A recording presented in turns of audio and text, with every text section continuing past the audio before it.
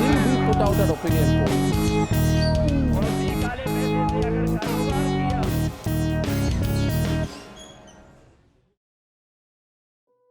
सरकार कोई भी हो, मुझे मेरे देश को पहले देखना है। मैं आज वो माइंडसेट देख रही हूँ लोगों का कि सब कुछ सरकार करेंगी, हम कुछ नहीं करेंगे। ये माइंडसेट जो डेवलप हुआ है ना, वो मुझे फेलियर लगता है। अनदर इलेक्शन शो में हम आज एक ऐसी शख्सियत से मिलने आए हैं जिनके बारे में ये कहा जा सकता है कि वो राजनीति से जुड़ी भी हैं और राजनीति से अलग भी हैं। बहुत सारे लोगों को ये क्यूरियोसिटी रहती है क्योंकि जिनके साथ हम हैं उनका परिवार राजनीति से, गुजरात की राजनीति से बहुत करीब से, बहुत गहराई से जुड़ा हुआ है। हम अनार पटेल के साथ हैं जो कि गुजरात की पूर्व मुख्यमंत्री आनंदीबेन पटेल की बेटी हैं। आनंदीबेन पटेल अभी भी बहुत सक्रिय राजनेता हैं और उत्तर प्रदेश की राज्यपाल हैं। तो एक बड़ा स्वाभाविक सा सवाल मेरे दिमाग में आता है, और चूँकि मैं उत्तर प्रदेश वाला हूँ और आपकी माताजी उत्तर प्रदेश की राज्यपाल हैं, तो एक सवाल मेरा बहुत पूछना हमेशा लाजमी होता है कि लखनऊ आना जाना होता है? जी, अभी लखनऊ से ही परसों आई। अच्छा, तो लखनऊ पसंद आता है या अहमदाबाद ज़्यादा? मुझे तो वैसे इंडिया Obviously, में अहमदाबाद तो अच्छा होगा, लगेगा ही, अहमदाबाद तो लेकिन बॉर्न एंड ब्रॉट अप हाँ, वहीं लेकिन से लखनऊ हूँ, के बारे में। बट ज़्यादा लखनऊ पसंद आता है क्योंकि वहाँ का एक अलग तहज़ा है, ऐसा बोल सकते हैं, हाँ। लहजा है। हाँ, हाँ। और वो लहजा जो है, मुझे जो लैंग्वेज है लखनवी, वो बहुत प्यारी लगती है। और ऑब्वियसली चाट लखनऊ की, ठीक है। तो अच्छा है सिटी। एक और चीज़ है लेकिन उसके बारे में मैं नहीं पूछ सकता क्योंकि आप चूँकि वेजिटेरियन हैं, लखनऊ अपने नॉनवेज खाने के लिए बहुत मशहूर है, तो उसको हम यहाँ पे छोड़ के और अब दूसरी बात पे आते हैं। अक्सर ये बात कही जाती है कि एक स्वाभाविक सा हमारे यहाँ एक पैटर्न भी देखा जाता है कि परिवार अगर राजनीति में होता है तो उम्मीद की जाती है कि परिवार के दूसरे सदस्य भी परिवार राजनीति में आते हैं। आपकी माताजी का लंबा सक्रिय राजनीतिक जीवन रहा है, तो और बार बार ये कहा जाता है चुनाव जब आते हैं कि अनार पटेल इस बार चुनाव लड़ेंगी, चुनाव इस बार उनको बीजेपी मैदान में उतारेगी। तो मैं चाहता हूँ कि आज यहाँ पर आप साफ कर दें बाकी सारे हमारे दर्शकों के लिए और बाकी देश के लिए भी कि अनार बेन की जो राजनीतिक महत्वाकांक्षा है, राजनीतिक जो उनकी योजना है, वो क्या है? मैं इतना बोल सकती हूँ कि मेरी जो महत्वाकांक्षा है समाज सेवा है। सो मैं जो भी कर रही हूँ उसमें काफ़ी कुछ है जो शायद पॉलिटिक्स से भी मैं नहीं कर पाऊँ, और ऐसा भी है कि कई समाज सेवा भी ऐसी है जो पॉलिटिक्स से बहुत बड़ी हो सकती है। तो हर बार जितनी बार इलेक्शन आता है, हर बार मुझे टिकट दिया जाता है, कितने सारे मत विस्तारों से मेरा नाम दिया जाता है, वहाँ से फ़ोन जाते हैं, आप आ रहे हो क्या, आप आ रहे हो क्या, और मुझे डिनाई करना पड़ता है कि मैं कहीं नहीं आ रही हूँ भाई। ना मैंने कोई फॉर्मल टिकट मांगा है और ना मुझे कोई वो है कि मैं मांगूँ जाके कोई पार्टी से कि मुझे टिकट दे दो। मैं इतना बोलूँगी कि राजकारण एंड राजनीति में बहुत फ़र्क है। राजनीति शायद हमारे घर में हुई है, बट कारण के कारण हम कभी पॉलिटिक्स में नहीं गए, और हमारे घर में राजकारण खेला भी नहीं गया। आप कभी भी हमारी जो छवि देखेंगे पब्लिक में, तो वो छवि बहुत क्लियर है कि हमने कभी राजकारण नहीं खेला, ना किसी से कुछ खराब किया, ना किसी से रिवेंज लिया, या ना किसी से कोई भी अलग टाइप की राजकारण कभी नहीं हुई। सो नीति, वो शब्द मुझे अच्छा लगता है, और नीति के साथ हमारा परिवार चलता है। मैं इतना 100% बोलूँगी कि देश के लिए कुछ काम करने का मौका मिलता है तो 100% मैं करूँगी, बट मुझे कोई राजकारण में जाने का मेरा कोई वो इरादा नहीं है कि मैं कोई पद ले लूँ या फिर मैं कोई इलेक्शन लड़ लूँ। बट हाँ, मुझे कोई छोटा बड़ा कोई भी छोटा सा भी काम मिलता है जहाँ मैं कुछ देश के लिए डिफरेंस कर पाऊँ, वो मेरी महत्वाकांक्षा है, उसमें मैं क्लियर हूँ। बट उसके लिए ज़रूरी नहीं होता कि आपको कोई पार्टी के साथ जुड़ना होता है। कई ऐसी जगह हैं जहाँ पे मैं एज ए सोशल वर्कर देश के लिए कुछ कर पाऊँ। तो आपके जो सोशल वर्क है उस पर तो हम आएंगे ही, उस पर बात भी करेंगे, लेकिन जैसे चूँकि चुनाव का माहौल है और ऐसा तो होता ही होगा कि लोगों की डिमांड आती होगी भाई कि हमारी एक इस सूबे की मुख्यमंत्री रही हैं, भले वो राजनीति में वो प्रचार नहीं कर सकती या वो उनका कैंपेन नहीं कर सकती क्योंकि वो एक संवैधानिक पद पर हैं, पर उनकी बेटी हैं, वो सक्रिय भी हैं सामाजिक जीवन में, तो वो अगर आएँ आपके कार्यकर्ताओं की तरफ से डिमांड आती होगी, उनका तरफ से प्रचार करने के लिए, कैंपेन करने के लिए चुनाव में बातचीत होती होगी? नहीं होती। अच्छा, क्यों? हाँ, बिल्कुल नहीं होती। और उनको पता भी है कि चुनाव के उसमें मुझे लेके जाएं, उससे बेटर है कि डेवलपमेंट के काम में उनको लेके जाएं। तो जनरली जो एमएलए एमपी बनते हैं, उसके बाद अगर उनके मत विस्तार में उनको कुछ डिफरेंस करना है, बहनों के ग्रुप्स हैं, कोई स्किल डेवलपमेंट करना है, उनके ग्रुप वहाँ पे कोई क्राफ्ट है, उनके वहाँ पे सैनिटेशन का कोई प्रॉब्लम है, या फिर उनके वहाँ पे एजुकेशन में कहीं पे भी हेल्प चाहिए, कोई अडॉप्ट करवाने हैं गाँव, हाँ, तो वो मुझे 100% बुलाते हैं। बट उनको भी पता है कि ज़्यादातर पार्टी के संगठन के लोगों ने मुझे कभी अप्रोच नहीं किया कि मैं। आपकी इच्छा होती है? नहीं, मैं तो सोचती हूँ कि अगर मुझे बुलाएंगे तो मैं जाके बोलूँगी क्या क्योंकि मेरा वो टोन ही नहीं है राजकारण का और राजनीति में जाने का। तो मुझे पता नहीं मैं वहाँ जाके फिर डेवलपमेंट की बात कर सकती हूँ, बट मैं कैंपेन कितना कर सकती हूँ आई डोंट नो, मुझे सीखना पड़े अगर जाना होगा तो। हाँ, इतना कर सकती हूँ कि कोई अच्छा उम्मीदवार है और उन्होंने बहुत अच्छे काम किए हैं और जाके मुझे शेयर करना है लोगों के बीच में, तो मैं कर सकती हूँ। बट ऐसा कोई टोन बना नहीं, ना किसी ने मुझे अप्रोच किया। आपके जो सामाजिक कामकाज हैं, आप एक एनजीओ भी चलाती हैं, और उसके बारे में अगर बात करें तो बड़ा लंबा समय रहा हो गया आपका, 30 साल। तो ये उस समय आपने शुरू किया, क्या नाम बताया आपने अपने एनजीओ का? मानव साधना। तो उसके बारे में मैं बात करना चाह रहा हूँ कि 1995 में आपने इसकी शुरुआत की जी। और वो थोड़ा सा मुझे एक क्यूरियोसिटी होती है कि तब तो कहीं दूर दूर तक ये भी नहीं था कि आपकी माताजी मुख्यमंत्री बनेंगी नहीं बनेंगी, राजनीति में थी लेकिन मुख्यमंत्री होंगी नहीं होंगी। तो आपका रुझान उस समय, मतलब राजनीति तो आपके सामने खुला दिख रहा था कि मेरी माताजी हैं, लेकिन सामाजिक जीवन में जाने का फैसला, उस समय करने का फैसला थोड़ा सा चौंकाने वाला। तो वो शुरुआत से ही आपने तय कर लिया था कि नहीं? तो मेरा पैशन है और मैं बहुत छोटी थी, 8th 9th क्लास में थी, तब से मुझे मेरे दिल में था कि मैं सेवा का काम करूं। और मैं 8th में थी, मैं 1 से 4 1 से 4 के स्टूडेंट्स को मैं पढ़ाने जाती थी, स्लम्स में जाना, गांव में जाना, और मुझे लगता था मेरा मैथ साइंस अच्छा है तो उनको पढ़ाना। तब से मेरे माइंड में एक चीज़ ठानी थी, क्योंकि मेरे मम्मी पापा बहुत फेमस थे हमारे एरिया में, और जब मैं मेरे एरिया से जब मेरे मम्मी पापा जाते थे तो मेरे जो बच्चे हैं वो हमेशा बोलते थे कि ये अनार दीदी के मम्मी पापा है। तो मुझे वो मेरी पहचान बहुत अच्छी लगती थी। तो शायद वो झुकाव मेरा उसी कारण से बना कि मुझे मेरी पहचान बनानी है। तो वो रीज़न से ही मैं सेवा में आई। तो लगा कि पॉलिटिक्स में जाना कोई थॉट ही नहीं था, बस ये था कि मैं किसी से हेल्प करूं। और बस वो जो हेल्प था, शुरू में वो हेल्प लगता था, देन समझ में आया कि हेल्प जैसा कुछ नहीं होता है, सपोर्ट होता है। आप किसी को भी कुछ भी करते हो तो एक सपोर्ट है, आप उसको होल्ड करते हो और उसको अपॉर्चुनिटी देते हो। बट हेल्प भी शब्द फिर धीरे धीरे निकल गया, इसलिए मुझे लगा कि सेवा ही मेरा माध्यम है और वही मेरा टोन है, मेरा जीवन है। अगला सवाल मेरा एक्चुअली वही होने वाला था, पहचान वाला, जिसका आपने थोड़ा सा सरसरी तौर पर जिक्र किया कि पहचान को लेकर अक्सर ये बात आ जाती है कि जब आप किसी बहुत बड़े ख़ानदान, बड़े माँ बाप के उससे जुड़े होते हैं तो अक्सर उनका जो छाया होती है उसमें आपकी अपनी पहचान खो जाती है। तो ये क्राइसिस आपके सामने भी शर्तियाँ रही होगी, इससे कैसे निपटती हैं और कैसे फिर इसका कोई तरीका है? बहुत बुरा लगता है जब पहचान, खाली ये 30 साल मैंने स्पेंड किए अपने क्षेत्र में, उसके बाद भी अगर कोई पहचान देता है कि मैं इनकी बेटी हूँ, आनंदी बहन जी की बेटी हूँ, तो एक साइड मम्मी है तो अच्छा लगता है कि उनके बच्चे हैं, यार फैक्ट है कि उनके बच्चे हैं, बट वो हमारी पहचान तो नहीं है ना। पहचान तो मेरा कार्यक्षेत्र होना चाहिए, तो वो है। एंड बहुत क्राइसिस होते हैं क्योंकि सब राजकारणी के जो बच्चे हैं उसी के टोन में हमको भी लिया जाता है, तब बहुत बुरा लगता है कि भाई। बुरा क्यों लगता है? बुरा लगता है क्योंकि हमेशा कुछ भ्रष्टाचार हुआ, ये हुआ, तो हमेशा नाम अंदर डाल देते हैं कुछ भी देखे बगैर। वो परसेप्शन क्रिएट करना बहुत इजी है।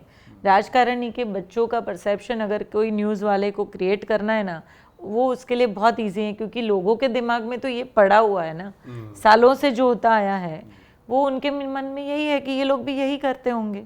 तो वो हमको जानते भी नहीं है और हमारे लिए वो परसेप्शन बना देते हैं, तो ये कॉमन है।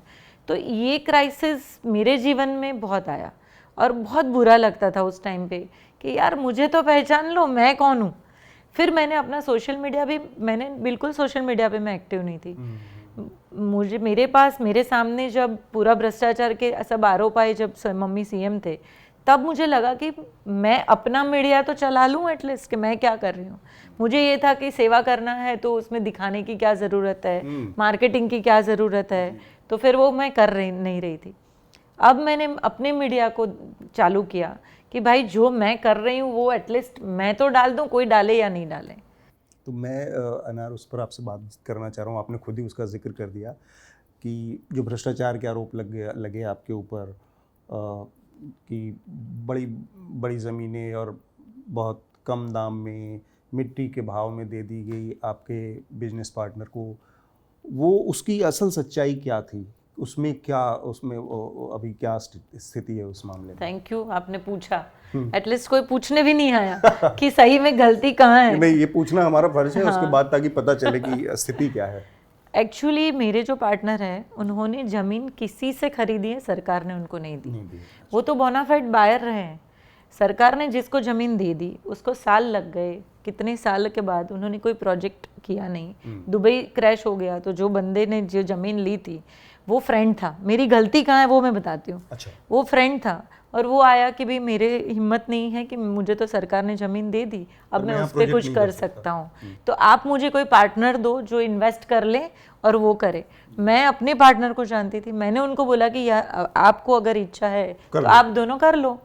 तो ये तो लाल भाई ग्रुप था जिन्होंने और मेरे पार्टनर दोनों ने मिल के इसमें इन्वेस्ट किया, तो वो तो बोनाफाइड बायर है। सरकार ने मेरे पार्टनर को एक तस्सु भी जमीन नहीं दी है, फिर भी उनको आया कि पूरी जमीन उनको दे दी। तो आप ये कह रही हैं दे कि जो जमीन थी वो किसी और की प्राइवेट उनकी थी, प्रोप्राइटर की, और उनसे आपके पार्टनर को गई। सरकार की कोई भूमिका नहीं है। इक्विटी ली है, वो भी उसने करोड़ ऑफ रुपीस दे के इक्विटी ली है, कोई मुफ्त में नहीं ली है। तो उसका भी कोई, उसकी खुद की भी कोई गलती नहीं है। उसका ऐसा कुछ हुआ कि मार्केट रेट से बहुत कम दिया गया? अब जो गवर्नमेंट का रेट था, मैंने पूरा केस समझा है। पहले तो मैं समझने गई कि यार मेरे पे जो आरोप लग रहे हैं एक्चुअल है क्या। जो बंदे से इन्होंने ज़मीन खरीदी, जब उसने भी खरीदी तो जब उस टाइम गवर्नमेंट के जो रेट थे उससे डबल में सरकार के पास से ये बंदे ने ज़मीन खरीदी है। तो जो जंतरी रेट होता है, जंतरी रेट के हिसाब से डबल रुपया सरकार ने, ये जो बंदा जिसने लिया था उसको, मतलब मेरे पार्टनर को तो दिया ही नहीं था सरकार ने, जिसने भी खरीदा उसने भी डबल रेट से खरीदा है, तो सरकार की भी कोई गलती नहीं थी। देखो एक चीज़ मैं बताती हूँ, मेरे पे आरोप लगाएं जब भी, वो कब लगाएं? आप ये सोचो कि मम्मी के सीएम बनने के बाद ये जो ज़मीन खरीदी, उसके बाद उसके आगे 2 इलेक्शन गए, तो उस टाइम पे ये बात क्यों नहीं उठी? ये जमीन बहुत पहले सौदा हो चुका था। आप इमेजिन करो। मैं तो आपका ये कहना है कि एक जानबूझ के षड्यंत्र के तहत, साजिश के तहत आपका नाम उसमें उछाला गया? मेरी मदर को परेशान करने के लिए, उनको यहाँ से निकालने के लिए, एज ए सीएम जो पसंद नहीं करते थे वही लोगों ने हमको टारगेट किया। अच्छा। और वो टारगेट दिख रहा था क्योंकि अचानक से हम, मम्मी तो कितने सालों से हैं मिनिस्ट्री में। आप इसको, परिवार आपका इसको मैनेज क्यों नहीं कर पाए? क्योंकि फिर भी आप, माता जी मुख्यमंत्री थी आपकी, तो इसको मैनेज कर सकती थी भाई कि सच्चाई जान लो, इसके बाद फैसला करो। मैं आपको वो भी बताती हूँ कि डिफेमेशन का मुझे बहुत बुरा लगा। डिफेमेशन की फाइल भी बनाई मैंने, एंड मैं डिफेमेशन करने के लिए भी वकील से भी मिल ली, सब कुछ हो गया। उन्होंने एक चीज़ बोली, उन्होंने बोला कि अनार देखो ये कंप्लीट परसेप्शन पे रहता है, आप डिफेमेशन करते हो, हर बार कोर्ट में आएगा, जो परेशानी आपको जो लोग कर रहे हैं वो हर बार कोर्ट में जब भी तारीख आएगी आपको वो वापस न्यूज़पेपर में उछालेंगे। उसकी जगह ये आप डिफेमेशन नहीं करते हो तो शायद लोग जल्दी भूल जाएंगे। तो वो बोले कि आपको तय करना है कि आपको एग्जैक्टली करना क्या है। पर इसका एक दूसरा साइड ये भी हो सकता है ना कि लोग इसको इस तरह से ट्विस्ट दे दे कि अगर ये इन गलत नहीं होती तो कोर्ट क्यों नहीं गई, कोर्ट जाता, अगर ईमानदार आदमी होता तो कोर्ट में जाता, डिफेमेशन सूट करता। आप मुझे एक चीज़ बताओ, मैं सही हूँ वो मुझे साबित करना है, क्यों करूँ? कई बार मजबूरी में नहीं, मैं क्यों करूँ अपने आप को साबित? मेरे लिए मेरा भगवान है जो है वो, मैं किसी को आंसरेबल नहीं हूँ, जिसको जो बोलना है बोले। मैं अपना फोकस क्यों हटाऊँ मेरी लाइफ से, वो सोचो। मेरा फोकस है मेरी सेवा, मैंने अपनी सेवा को फोकस से नहीं हटाया। मैं डिफेम हो गई, मेरी गलती कुछ भी नहीं थी, फिर भी डिफेम कर दिया गया। वो ठीक है, कर दिया तो कर दिया, मुझे उससे कोई मतलब नहीं था।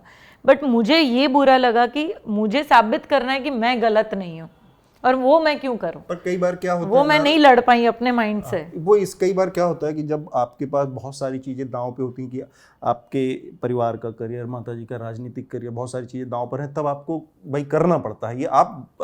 ये बहुत एक आदर्शवादी स्टैंड है कि मुझे अपनी ईमानदारी क्यों साबित करनी किसी के सामने। लेकिन जब आपके सामने स्टेज पर इतनी बड़ी चीज़ें हों कि भाई एक स्टेट का राज्य है और वो, तब आपको ये सब करना पड़ता है। देखो एक चीज़ मैं बताती हूँ आपको, मम्मी का कार्य का जो समय देखिए आप, तो कितने सालों तक वो अलग अलग मिनिस्ट्री में रही, ठीक है।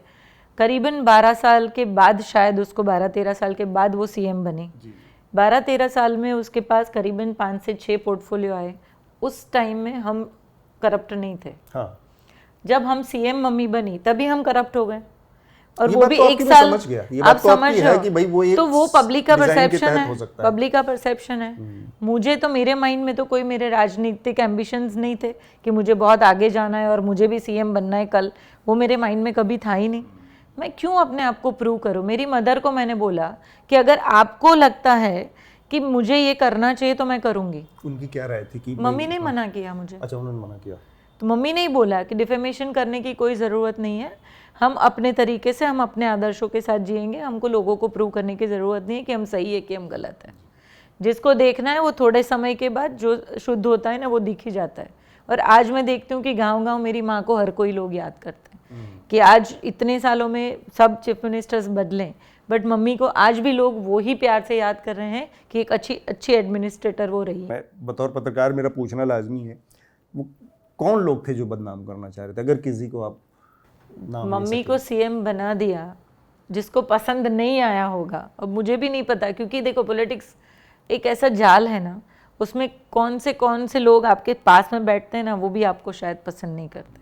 ये बहुत स्वार्थी दुनिया है, और ये स्वार्थी दुनिया में कोई किसी का सगा नहीं होता, फिर वो पार्टी का है या पार्टी के बाहर का है। एक कहावत है अंग्रेजी में कि politics is game of sinners not saints. Yes, 100%। तो अब हम उनको देखने जाएं, बट उससे बेटर कि मेरी माँ तो हर रोज़ भगवत गीता पढ़ने वाली पर्सन है, एवरीडे एक अध्याय वो पढ़ती है, और वो हमेशा एक चीज़ मुझे बोलती है कि हम यहाँ पे कुछ अच्छा करने के लिए आए हैं। तो ठीक है, जितना हमारे पास पद है, हमारे पास सत्ता है, उतना टाइम हम करेंगे, और नहीं है तो जो कैपेसिटी में होंगे वो करेंगे। तो जो आपके पार्टनर थे उनकी क्या राय रही उसके बाद? आप लोग ने अपने अलग कर लिए रिश्ते? नहीं, हम लोग अलग क्यों होंगे? उनकी भी तो कोई गलती नहीं थी। शायद उनकी गलती ये थी कि वो मेरे पार्टनर थे, क्योंकि पॉलिटिकल लोगों के पार्टनर कौन हुआ करते हैं, सही बताऊं तो, क्योंकि हमारे ऊपर जो आता है वो उनके ऊपर ऑटोमेटिकली चला जाता है, सही में। तो मैंने कभी नहीं उनसे छोड़ा उनको। हाँ, इतना था कि हमने कंपनीज हमारी अलग करी, थोड़ा डेफिनेशन दिया कि भाई मैं जहाँ नहीं हूँ वो वहाँ नहीं हूँ, क्योंकि देखो मेरे पार्टनर हैं, अगर वो एक कंपनी में मैं उनकी पार्टनर हूँ, बाकी अदर कंपनीज में तो मैं पार्टनर नहीं हूँ। तो बाय डिफ़ॉल्ट लोग गिन लेते हैं कि भाई मैं उनकी सब कंपनियों में पार्टनर हूँ। ऐसा तो कैसे हो सकता है? आज सगा भाई नहीं देता है, सही है ना, तो मुझे और कोई क्यों देगा? तो मेरे पार्टनर को उल्टा है, मैं तो उनको सेव करती हूँ कि मेरे कारण उनको बदनामी हुई। शायद वो अपने आप ऐसा कुछ इन्वेस्ट कर लेते और मेरे साथ उनका कोई कनेक्शन ही नहीं होता, तो वो कभी बदनाम नहीं होते। मेरा अगला सवाल है जो कि पूछना मुझे लगता है ज़रूरी है। बहुत करीब से आप का परिवार और मोदी जी का जुड़ाव रहा है। उनके मुख्यमंत्रित्व काल में माताजी आपकी मंत्री रही लगातार, और फिर बाद में उनके बाद मुख्यमंत्री की दावेदार रही और बनी भी। तो मोदी जी के बारे में अगर कुछ बताना हो, कैसे उनका व्यक्तित्व क्या है, किस तरह के व्यक्ति हैं, थोड़ा सा उनके बारे, क्योंकि आपने बचपन से देखा है उनको जी। तो वो थोड़ा सा, क्योंकि लोगों की बड़ी इच्छा रहती है कि प्रधानमंत्री के तौर पर तो पूरा देश देख रहा है, वो एक अलग रूप है, लेकिन उसके पीछे का जो चेहरा, जो अतीत है, उसके बारे में लोग जानना चाहते हैं। और आप शायद वो सबसे बेहतर व्यक्ति हैं जिन्होंने उनको दूसरे पीछे वाले हिस्से को भी देखा है। जी, मुझे याद है कि जब मैं प्राइमरी में थी और आई थिंक 7th क्लास में थी, तब मैंने पहली बार उनको देखा था। हमारे घर पे वो आए थे और आरएसएस के प्रचारक के माध्यम से वो हमारे घर आए थे। बट इतना बोल सकती हूँ कि पहले दिन जब हमारे घर आए, मेरे जितने फ्रेंड्स थे, मैं थी, पूरे परिवार का दिल उन्होंने जीत लिया, क्योंकि वो मम्मी पापा से तो बात करेंगे, वो बात अलग है, बट वो बच्चों से भी इतना फास्ट घुल मिल जाते थे, हम सबको एक 10 मिनट में अपना कर लिया। तो वी वर वेटिंग कि नेक्स्ट टाइम वो कब आ रहे हैं, और हम बुलाते थे कि आप हमारे घर आ जाओ। तो मैंने उनको हमेशा एक ऐसी व्यक्ति के रूप में देखा है जो ऑलवेज इंस्पिरेशन देते हैं। उनका डिसिप्लिन, आप इमेजिन करो, जब मम्मी पॉलिटिक्स में बिल्कुल थे भी नहीं, मम्मी टीचर थे, जब वो हमारे घर आते थे, एक छोटी सी उनकी बात कि हम सब खाना खाते थे, प्रचारक लोग आते हैं घर में तो खाना खिलाते हैं प्यार से, वो एक हैबिट है।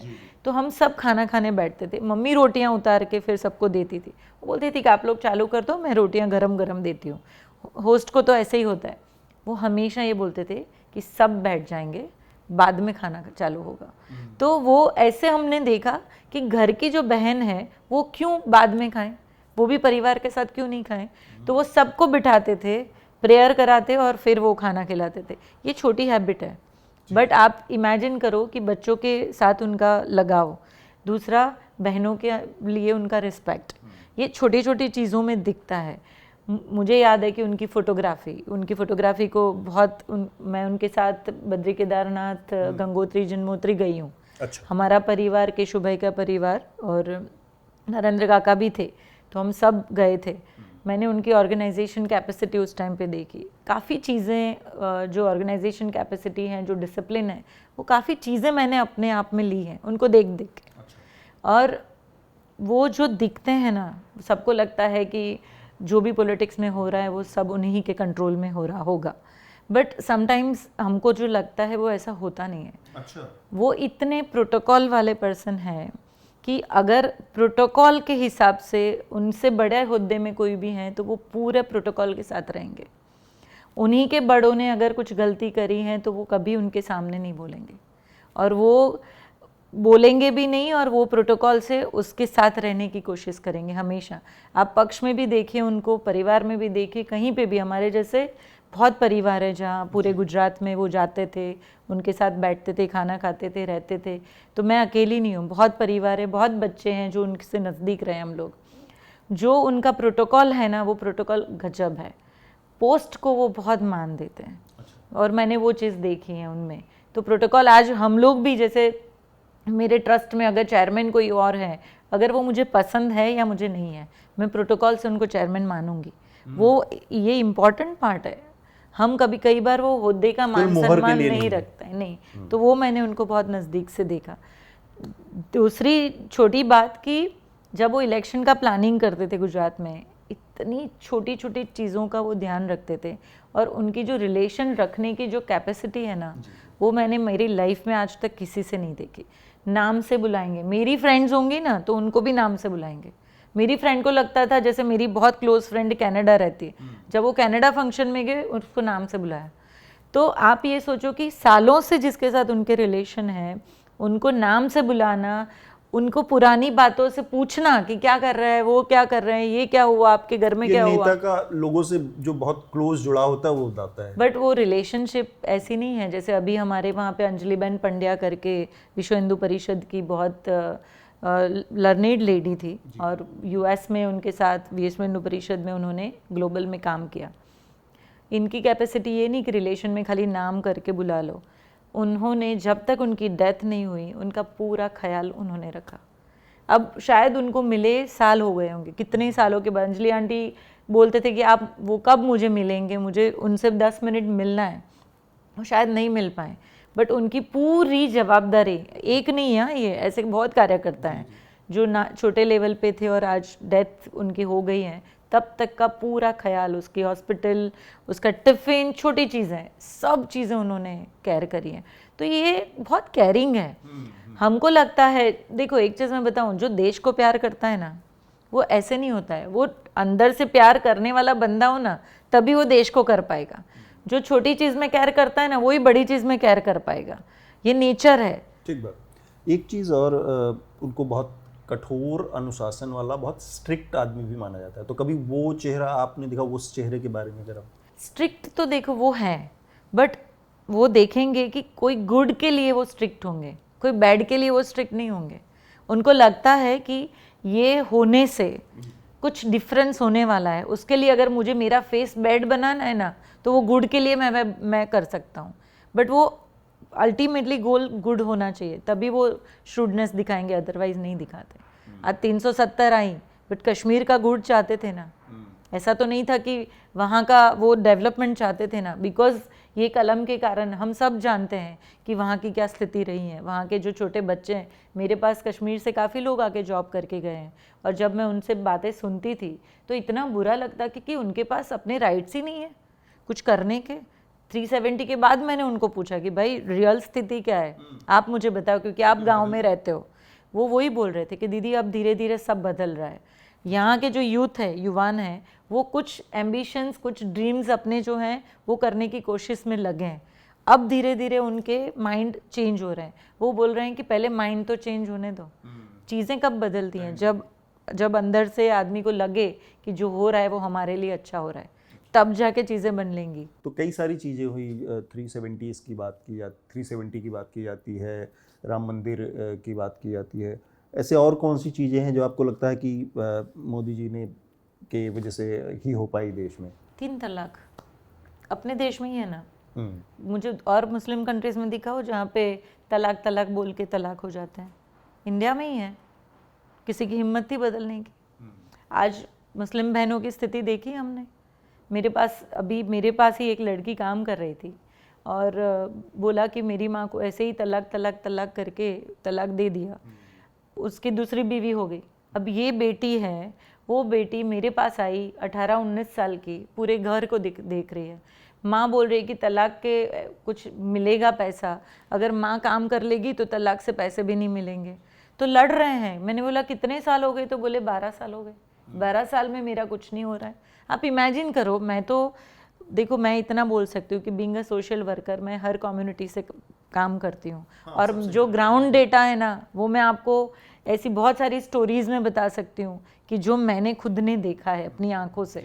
मैं ऊपर की बात नहीं कर रही हूँ कि ना न्यूज़पेपर से सुनी हुई बात बोल रही हूँ। आपने बहुत महत्वपूर्ण मुद्दा उठाया कि कैसे मुस्लिम महिलाओं की स्थिति में बदलाव आया है। बहुत सारी महिलाओं का भी इससे इत्तेफाक होगा। एक घटना हुई यहीं पे, एक मुस्लिम महिला से जुड़ी ही घटना है। बिल्किस बानो का जिक्र मैं करना चाह रहा हूँ। 11 लोगों को, बलात्कार के आरोपी नहीं थे, सज़ा याफ्ता थे, उन लोगों को रिहा कर दिया गया। आप खुद सामाजिक कार्यकर्ता हैं, एक महिला हैं, और 3 तलाक के जरिए आपने बहुत अच्छे तरीके से रखा कि किस तरह से महिलाओं की स्थिति बदली है, उस घटना से पीड़ित थी। तो जब इस तरह की चीज़ देखती हैं, तब बिल्किस बानो के नज़रिए से आपको लगता है कि एक महिला के साथ अन्याय हुआ, सही हुआ, या मैं एक चीज़ बताती हूँ। देखो, महिलाओं की जब भी बात आती है, 2 चीज़ें हैं। आप ये सोचो कि अगर मेरे हस्बैंड घर पे आते हैं, कुछ करप्शन के पैसे लेके आते हैं, अगर मैं उसमें मिल गई, तो ये बताओ उसमें महिला कहाँ आती है? मैं सबसे पहले मेरा अपोज होना चाहिए ना कि ये पैसे घर में नहीं आना है। मेरे हस्बैंड अगर कोई अपराध करके आते हैं और मैं चुप हूँ, तो वहाँ महिला कहाँ आती है? आप मुझे ये बताओ। एक महिला को भी अपनी आवाज़ घर में तो उठा लो। गलत चीज़ जो हो रही है, वो गलत चीज़ में मैं अगर कुछ कहीं पे भी घुसती हूँ, तो मेरा भी उतना ही कसूर है जितना बाकी सबका है। ठीक है, तो मैं बिल्किस बानो का इतना डिटेलिंग मेरे पास नहीं है जो डिटेल होना चाहिए कि एग्जैक्टली उसके पास हुआ क्या, रियलिटी क्या है मुझे नहीं पता, क्योंकि हमको जो दिखाया जाता है वो शायद दिखाया जाता है वो शायद मैं शायद नहीं भी देख पाऊँ। मैं थोड़ा सा आपको, क्योंकि अब इस मामले में कोर्ट का फैसला आ चुका था, लोग सज़ा याफ्ता थे, लोग जेलों में थे 15-15 सालों से, 12-12 सालों से। तो ऐसा कुछ नहीं है कि अब बहुत ज़्यादा। मेरा जो सवाल था वो बिल्किस बानो के नज़रिए से था कि अगर कोई महिला जिसके आरोपियों को, जिसके बलात्कारियों को कोर्ट ने सज़ा दे रखी थी, जब वो छूट के आ जाते हैं, तब उस महिला के साथ जो होता है उससे आपकी किस तरह की सिंपैथी होनी चाहिए, वो मैं जानना चाह रहा था। अनारा, तो 100% सिंपैथी बिल्किस बानो के साथ रहेंगी ही ना। आज कोई भी लेडी के साथ रेप होता है तो कोई भी लेडी उसको कभी ओवरकम, मतलब मैं नज़रअंदाज तो नहीं कर सकती हूँ, वो तो 100% है। ठीक है, जो छूट गया, जो हुआ अपने देश में, जो अपनी प्रथा है, ऐसी बहुत सी चीज़ें, जैसे गोधरा कांड के टाइम पे भी आप देखो कितने लोग ऐसे थे जो छूटे। आप समझ रहे हो, जिसने ट्रेन जलाई वो भी घूम रहे थे। तो जो सिस्टम है वो सिस्टम में तो मैं कुछ नहीं बोलना चाहती, क्योंकि वो तो प्रमाण पे जीते हैं ना, कोर्ट के सामने क्या रखा जाता है उसके ऊपर जीते हैं। रेप की हुई कोई भी लेडी है तो उसके साथ अनुकंपा तो रहेगी ना, वो कोई भी है। फिर आपको लगता है कि अगर वो ये काम ना होता तो ज़्यादा बेहतर होता वो मैं रिहाई का? पूरा देखे बगैर कैसे बोलूं, बट इतना तो 100% मानूंगी कि जो जिसकी गलती है वो गलती की सज़ा तो होनी चाहिए। एक और सवाल, आप चूँकि एक एनजीओ चलाती हैं, सेवा समाज सेवा के क्षेत्र में है लंबे समय से, और गुजरात के बारे में कहा जाता है कि बहुत विकास हो गया है और बहुत सारी चीज़ें अच्छी हैं, बहुत डेवलप्ड स्टेट है। मैं उसमें निटिग्रिटीज़ में बारीकियों में नहीं जाना चाहता, वो तो एक दूसरी बहस हो जाएगी। लेकिन चूँकि समाज सेवा में जो आदमी रहता है उसको बहुत सारी सच्चाइयों का पता रहता है जी। कि असलियत क्या है, क्योंकि आपका जो काम है वो लोगों की ज़िंदगियों में बदलाव लाने का भी काम है। ऐसा कभी हुआ कि जो जिस सरकार के साथ, चूँकि सरकार के साथ आपके रिश्ते भी रहे करीबी और सरकार का दावा भी है कि बहुत डेवलप्ड स्टेट है, यहाँ पे बहुत ज़्यादा समस्याएं नहीं हैं, और अनार पटेल का जो एनजीओ है उसको लगता है कि नहीं यार यहाँ बड़ी दिक्कत है यहाँ पे, इसीलिए तो हमको काम करना पड़ता है। ये कॉन्फ्लिक्ट कभी आपका सरकार से हुआ? नहीं, मेरे फादर इन लॉ बहुत अच्छा बोलते थे, क्योंकि पापा के साथ बहुत क्लोजली काम किया, और मेरे फादर इन लॉ को पद्मश्री अवार्ड मिला था सैनिटेशन की एक्टिविटी में। वो हमेशा एक चीज़ हम लोगों को सिखा के गए कि एनजीओ उसी को बोलते हैं जो सरकार के साथ रह के काम करें। तो यहाँ कांग्रेस की गवर्नमेंट थी जब हमने चालू किया, फिर जनता दल की आई, फिर मिक्स आई, फिर बीजेपी आई। हमने हर गवर्नमेंट के साथ काम करना चाहा। जैसे सैनिटेशन एक्टिविटीज़ करी तो हम गवर्नमेंट के साथ आंकड़े लेके जाते थे कि यहाँ पे इश्यूज़ हैं, वहाँ पे आपको कुछ एड्रेस करना चाहिए। आज भी क्राफ्ट डेवलपमेंट में मैं कर रही हूँ तो मैं सरकार के साथ जाती हूँ और बोलती हूँ कि ये प्रॉब्लम है। तो मैं इतना समझती हूँ कि सरकार कोई एक व्यक्ति से तो बनती नहीं है, हम सब का अंदर वो होना चाहिए। और हम लोगों ने आज तक सरकार के सामने रह के कुछ नहीं किया। हम ट्राई करते हैं कि ह्यूमन डेवलपमेंट इंडेक्स पे हम भी जुड़ें और हमारे से जितना हो सकता है हम लोग करें। तो कभी कॉन्फ्लिक्ट नहीं हुआ मुझे, और रीज़न ये भी था शायद कि जिस भी मिनिस्ट्री में मैं गई हूँ, वो जनता दल है या कांग्रेस है। देखो मैं एक चीज़ बताना चाहती हूँ, मुझे मेरे लाइफ में जो अवार्ड्स मिले हैं ना, सब कांग्रेस गवर्नमेंट ने दिए हैं। तो आप इमेजिन करो कि ऐसा तो है नहीं कि मेरे लिए ये गवर्नमेंट या ये गवर्नमेंट। आज मुझे नेशनल अवार्ड मिला था आंगनवाड़ी चलाने के लिए, वो मुझे सोनिया गांधी जी ने दिया है, उन्होंने मुझे अवार्ड किया। तो मेरे लिए तो सब सही है। उसमें पर स्टेट रिकमेंड करता होगा ना? स्टेट रेकमेंड करता था, बट उस टाइम पे भी यहाँ पे भी बीजेपी नहीं थी।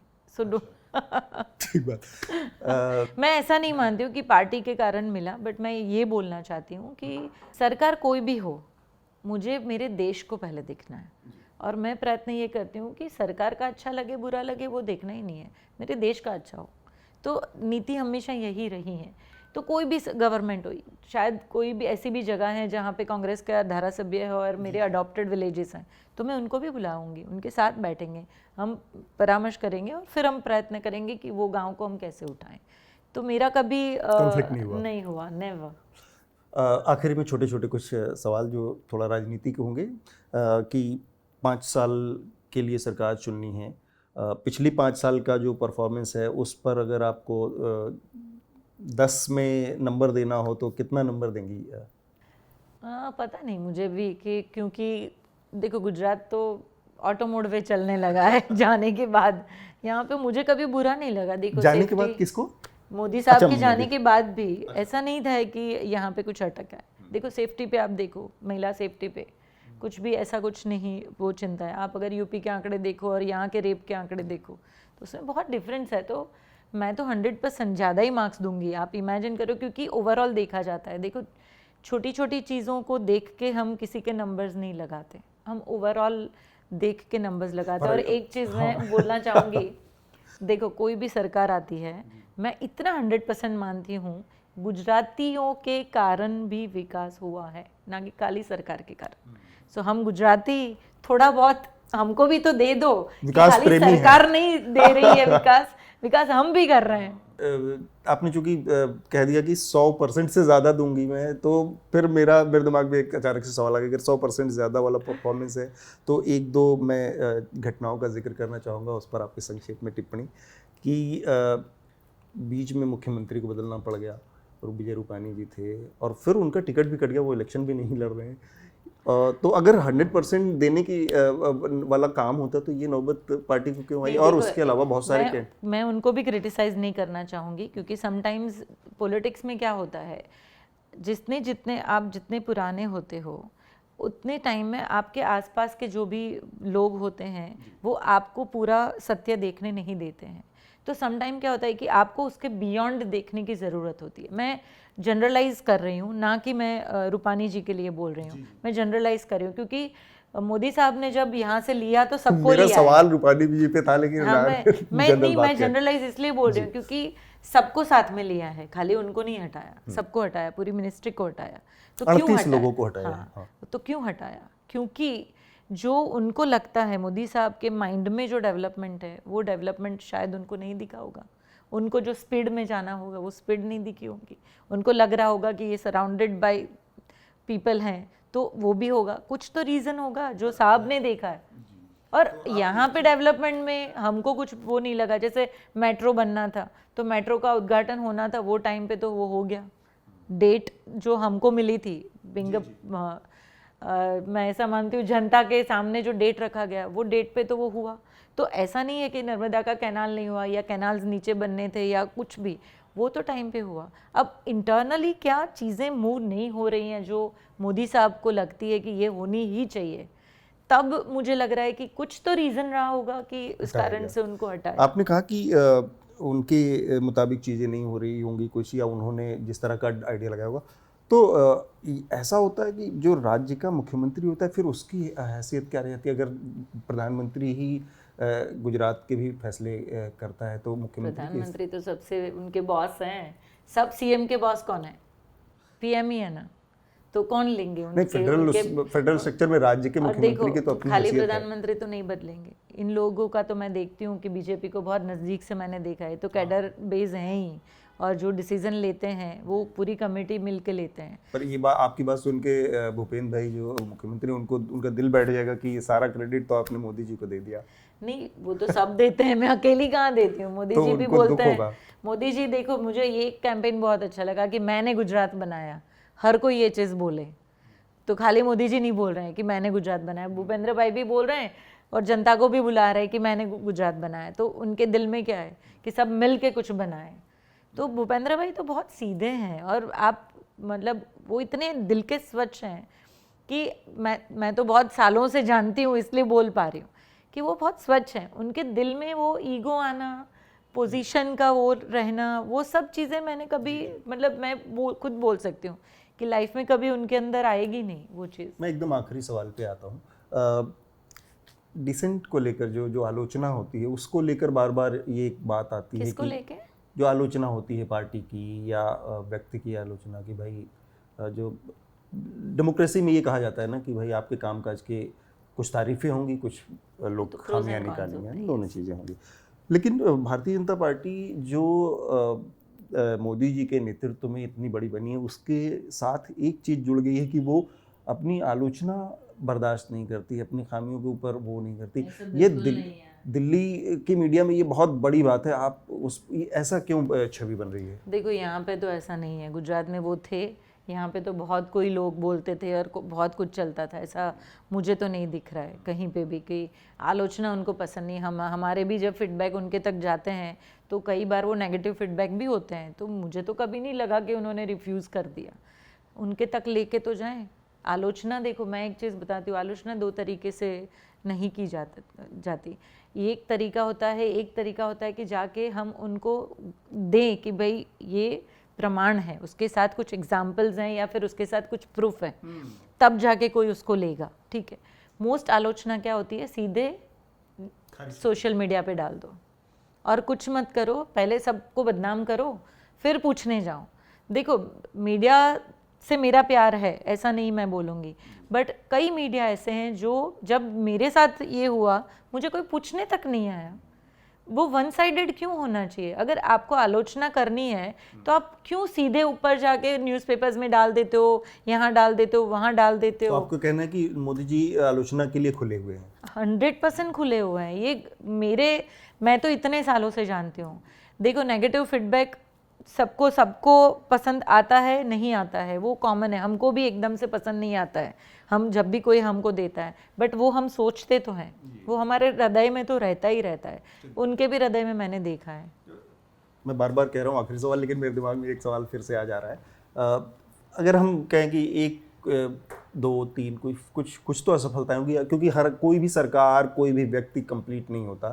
तो गुजरात की जो सरकार पिछले 27 सालों में है, उसके एक या दो फेलियर्स के बारे में अगर पूछा जाए कि अनार पटेल क्या चीज़ फेलियर के रूप में देखती हैं? देखो, फेलियर तो मैं नहीं बोलूँगी, बट जो प्रयत्न हम करते हैं वो प्रयत्न में मुझे लगता है कि वो ह्यूमन डेवलपमेंट इंडेक्स पे जो काम होना चाहिए, जिसके साथ एनजीओ को भी जुड़ना है, लोगों को भी जुड़ना है, क्योंकि कभी सक्षम सरकारें आती हैं और लॉन्ग टाइम तक जो सरकारें रहती हैं, जैसे यहाँ पे बीजेपी रही, मैं आज वो माइंडसेट देख रही हूँ लोगों का कि सब कुछ सरकार करेंगी, हम कुछ नहीं करेंगे। ये तो पूरे देश का माइंडसेट है। ये माइंडसेट जो डेवलप हुआ है ना, वो मुझे फेलियर लगता है और कुछ नहीं है। पर ये माइंडसेट के पीछे पॉलिटिकल क्लास भी बहुत बड़ा जिम्मेदार है। कैसे, मैं बताता हूँ आपको। जब पॉलिटिकल क्लास का एक हिस्सा जो कि विपक्ष है, जब वो ये बात कहता है विपक्ष में रहते हुए कि मैं ये जो सारी कमियां हैं दूर कर दूंगा, तो वो जो सब्जबाग इतने बड़े दिखाता है, जो आपको उम्मीदें बनाता है, वहां से माइंडसेट डेवलप होता है कि ये कह रहा है करने के लिए सब कुछ, तो इसका मतलब है कि जो सत्ता में है तो सत्ता परिवर्तन भी होता है, उसको भी करना, तो वहां से वो माइंडसेट डेवलप होता है, करना तो सब सरकार को ही है। तो आप इसके लिए केवल लोगों को जिम्मेदार ठहराना इज नॉट गुड। देखो, कच्छ में जब अर्थक्वेक आया, हम लोग वहां बैठे थे, ठीक है। कच्छ ऐसा क्षेत्र था जहाँ पे कोई कुछ मुफ्त में लेने को पसंद नहीं करेगा। हम बोलते थे कि कच्छ का खमीर फेमस है। क्या फेमस है? तो खमीर, मतलब उसका क्या बोलते हैं, उसका पता नहीं, खमीर को एग्जैक्टली क्या मैं बोलूं। आज देखो तो धीरे धीरे क्या हुआ, कच्छ में इतना फ्री में दिया गया, इतना फ्री में दिया गया, इतनी चीज़ें एनजीओज ने दी, सरकार ने दी, पूरे वर्ल्ड से पैसे आए, खमीर ही चला गया। हमने खो क्या दिया? हमने कल्चर ही खो दिया। अब देखो कि विकास में कैरेक्टर की बात कर रही हैं। मैं कैरेक्टर की बात कर रही हूँ। आप ये आप इमेजिन करो कि अगर कोई बंदा प्राउडली जी रहा है, बट आप उसको मुफ्त में दे दे के उसको आप मांगता हुआ कर दोगे। मुझे तो ये मुफ्त वाली बात मुझे सबसे बड़ी सरकार की फेलियर दिखती है। कोई भी सरकार है, मुफ्त में क्यों देना है? अगर आप मुफ्त में दे रहे हो तो उसके पैर तोड़ रहे हो, उसको उठने के लिए आप कोई कुछ नहीं दे रहे। में एक बड़ा हिस्सा होता है कि भाई समाज हमारा ऊंच नीचे है, ये सबको पता है, ये सच्चाई है। तो इस सच्चाई को बैलेंस करने के लिए सरकारें वेलफेयर स्टेट में इस तरह के काम करती हैं, जो कि करना चाहिए, इसमें क्या बुराई है? नहीं, मैं उसमें भी ये आपको बोलना चाहूँगी कि कोई भी चीज़ मुफ्त में देना ना, वो ज़रूरी नहीं है। आपको उसके साथ भी कुछ और लगाना पड़ेगा। जैसे देखो, एक चीज़ मैं बताती हूँ कि कुछ भी देना है, जैसे सरकार का ट्रेनिंग प्रोग्राम आया, उल्टा होता है। ट्रेनिंग प्रोग्राम आता है, हम तो ट्रेनिंग करते हैं, उसके साथ क्या आएगा? स्टाइपेंड आएगा। सरकार क्या सोचती है कि भाई वो ट्रेनिंग लेने आएंगी वो लेडी, तो क्या होगा कि भाई उसका डेली खर्चा जो है वो खर्चा वो नहीं निकाल पाएगी, तो चलो सरकार उसको स्टाइपेंड दे दे। आप समझ रहे हो? हर स्किल, हर काम करने वाली लेडी तो आएगी नहीं, ठीक है, तो स्टाइपेंड तो सबको मिलेगा। हम डिफरेंशिएट नहीं कर सकते। एक क्लास बनाया 50 लोगों का, वो 50 में 25 काम करने वाली है, 25 काम नहीं करने वाली है। तो जो 25 नहीं काम करने वाली है उसको आपने अच्छी बात है, आपने दे दिया, बट जो नहीं करने वाली है उसको तो मुफ्त में मिल गया। वो ट्रेनिंग लेती ही नहीं है। आज मैं कोई भी ट्रेनिंग प्रोग्राम सरकार का लेती हूँ, मुझे 40% से ज़्यादा रिजल्ट नहीं मिलता है। आपको मैं बोलूँ कि कच्छ में जब काम हो रहा था, तो जो अधिकारी होते हैं, तो उस टाइम पे क्या होता था कि भाई आप एक क्या बोलते हैं, एक स्क्वायर खोद लो। वो स्क्वायर आप खोदोगे तो वो उसके हिसाब से आपको सरकार पैसे दे देगी। वो मुफ्त में डालने का पैसा है, आपको क्यों खड्डा खोदाना है? आपको परमानेंट जॉब की तरफ सोचना चाहिए। परमानेंट जॉब सोचो, या फिर कोई डेवलपमेंट का थॉट प्रोसेस लाओ। आप दो, मुझे उससे प्रॉब्लम नहीं है। देखो, जैसे केजरीवाल जी बोलते हैं मुफ्त में लाइट दे दी। अरे लाइट क्यों देनी है भाई? पानी भी क्यों देना है मुफ्त में? आज मैं तो स्लम में घूमती हूँ, गाँव में घूमती हूँ, नल खुले ही होते हैं, पानी तो बह रहा है, उठते ही पानी से है। नल खोल के रख लो, पानी आएगा, हम उठेंगे। जब उठते उठते 10 मिनट हो गए, 10 मिनट पानी जाएगा। क्यों है? मुझे तो, मैं 100% ये बोलती हूँ, देखो जो देने वाला होता है और जो लेने वाला होता है, ये देने लेने का जो रिलेशन है ना, वो रिलेशन कभी सस्टेनेबल मोड में नहीं जाता है। ये जो रिलेशन होता है ना, केक को पकड़ के मैं उठाऊं, वो तो इस रिलेशन पर मैं मेरा एकदम असली वाला आखिरी सवाल अब मैं पूछने जा रहा हूँ। मोरबी में एक घटना हो गई, 135 लोगों की जान चली गई, फिर छोटे छोटे नीचे के लोगों को गिरफ्तार कर लिया सरकार ने। आप इसे सरकार के बड़े फेलियर के तौर पर देखती हैं कि इतनी बड़ी घटना हुई और एक्चुअल जो जिम्मेदार थे, जो कॉन्ट्रैक्टर थे, जो कंपनी के मालिक थे, वो फरार हैं, उनका नाम तक एफआईआर में नहीं डाला गया। ये सरकार की एक बड़ी सफलता है 135 लोगों की जिंदगियों पर। आपको पता है कि सत्य क्या होगा? क्योंकि देखो, जो हर कोई बोलता है कि कॉन्ट्रैक्टर या जिसने जो रिनोवेट किया उसको पकड़ लो। नहीं, मैं ये नहीं, तो फिर मेरा ये कहना है कि भाई मुझे तो सत्य नहीं पता। आपको पहले तो मैं ये बोलूँगी, ये घटना ही दुखद है। सही में वो उस टाइम देख रहे थे, हमारे सबके आंखों में आंसू थे। ठीक है, जो भी हुआ है वो एक ऐसी ह्यूमन एरर से हुआ है ना, जिस पे मैं किसी पे भी ब्लेम करना नहीं इसलिए चाहूँगी। कैसा ह्यूमन एरर? ब्रिज ओपन ही नहीं है, तो फिर ब्रिज आपको ओपन ही लगता है नहीं किया है ऑफिशियली, फिर भी लोग जा रहे हैं, कोई रोकने वाला तो फिर नहीं आपको लगता है कि जिन छोटे लोगों को गिरफ्तार किया गया वो भी गलत किया गया, उनको क्यों बलि का बकरा बनाया जा रहा है? 100%। मैं तो इतना मानती हूँ कि जिसको भी आपने चलो गिरफ्तार कर लिया, ठीक है, एग्जैक्ट गलती तो देखो गिरफ्तार भी कर लेते हैं ना कई बार। आपको लगता है कि वो भी मीडिया के प्रेशर में आके भी चीजें होती हैं। आप समझ रहे हो? वो जयसुख भाई को बोल रहे थे कि उनको गिरफ्तार करो, इनको गिरफ्तार करो। किसी को पता है कि वो बंदे ने वो सेक्टर में क्या काम किया है, कितने लोगों को उसने एम्प्लॉयमेंट दिया है, वो परिवार कितना बड़ा है? तो लॉजिक नहीं हो सकता 135 लोगों की लाइफ का। लॉजिक तो नहीं है, बट उसने तो रिपेयर करके सौंप दिया किसी को। अगर वो आपको ओपन लगता है नहीं कि था, जवाबदेही की दिक्कत है यहाँ पर, अकाउंटेबिलिटी फिक्स नहीं होती इसलिए? यस, मैं वही बोलना चाहती हूँ कि जहाँ अकाउंटेबिलिटी फिक्स नहीं होती है वहाँ हम किसको तो बोलेंगे? इस मामले में क्या होना चाहिए? देखो, वो जो मर गए, जो जितने लोग गए, उनको तो हम कुछ नहीं न्याय दे पाए। कुछ भी करें, हमने किसी को गिरफ्तार कर लिया, किसी को ये कर दिया, बट ये रिपीट नहीं हो, वो सॉल्यूशन होना चाहिए कि आज के बाद जितने भी ऐसे जगह हैं जहाँ पे टूट अगर सकता इस मामले को मिसाल बनाना है कि मोरबी की जो घटना मिसाल बन जाए कि इसमें इस तरह की कार्रवाई हुई कि आगे ऐसा नहीं हो, तो क्या होना चाहिए? 100% अकाउंटेबिलिटी के स्टैंडर्ड्स सेट किए जाएं, और वो स्टैंडर्ड्स मैं बहुत कम देखती हूँ। देखो, मैं अपनी संस्था चला रही हूँ, शायद उसमें मेरे पास 400 लोग काम कर रहे हैं, ठीक है, वो 400 लोगों को भी देखना मेरे लिए मुश्किल हो जाता है, उनकी अकाउंटेबिलिटी को पकड़ना भी मेरे लिए मुश्किल होता है।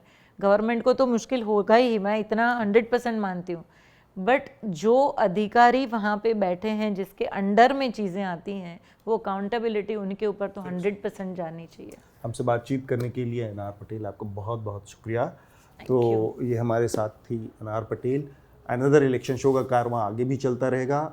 ये जो हमारा शो है, हमारे तमाम इंटरव्यूज़ या मॉर्निंग शो है, ये हमारे एनएल सेना प्रोजेक्ट के जरिए आप तक पहुंच रहे हैं। एनएल सेना प्रोजेक्ट हमारा वो प्रोजेक्ट होता है जो कि हमारे जो शुभचिंतक हैं न्यूज़ लॉन्ड्री के, वो इसमें योगदान करते हैं। तो आप भी अगर हमारे एनएल सेना प्रोजेक्ट को, जो कि गुजरात और हिमाचल के इलेक्शन से जुड़ा है, उसको अगर मदद करना चाहें तो हमारे वेबसाइट पर जाएँ, वहाँ पर एनएल सेना प्रोजेक्ट के लिंक को क्लिक करके और अपने मन मुताबिक आप उसमें योगदान दे सकते हैं। धन्यवाद। ऐसी ही जनता से जुड़ी खबरें अगर आप देखना चाहते हैं, अगर आप चाहते हैं कि मीडिया आज़ाद होकर बिना किसी दबाव के काम करे, तो न्यूज़ लॉन्ड्री को सब्सक्राइब करें और गर्व से कहें, मेरे खर्च पर आज़ाद है खबरें।